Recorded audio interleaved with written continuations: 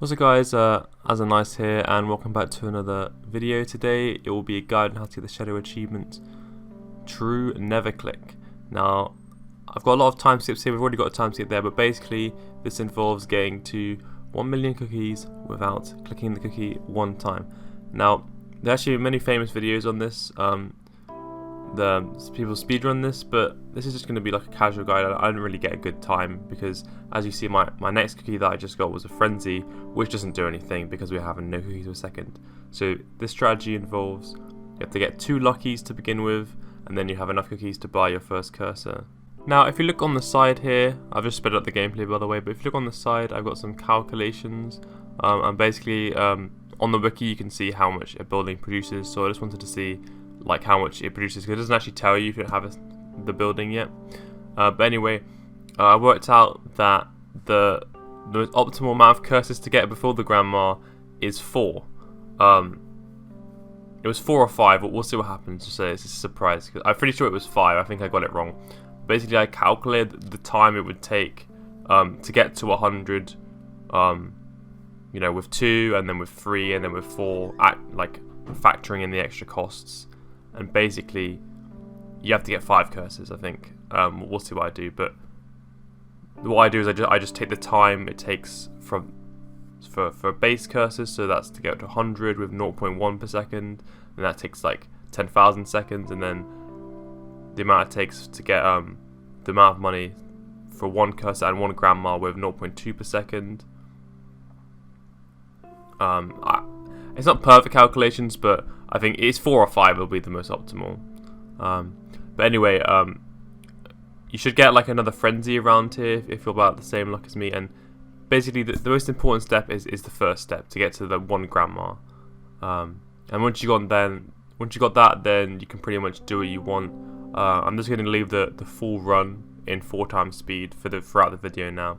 But basically, the strategy involved I just check the farm, I check the grandma, and I'm like, okay, so farms are producing 8 cookies, grandma's producing 1 cookie, so that means grandma should be about 8 times as cheap as farms, and if grandmas are more expensive than 8 times cheap, or more expensive than 8 for the cost of the farm, then I buy a farm. And then if the farm is more expensive than 8 times the cost of a grandma, then I buy a grandma. And I did it with the curses as well, so that's how I balanced the buildings. And you only need to remember the first 5 buildings, because once you got to the factories you're going to get to 1 million.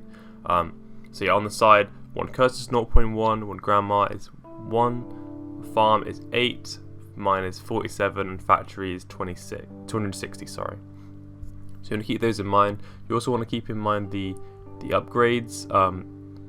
Let's calculate how much it is. So if it's like double, like grandmas produce twice as much, you check the total amount for grandmas. Like you'll see like 12 grandmas producing X cookies per second, and then that's how much you'll gain, and then try and factor into the costs. And basically, it just relies on how many frenzies you get, pretty much.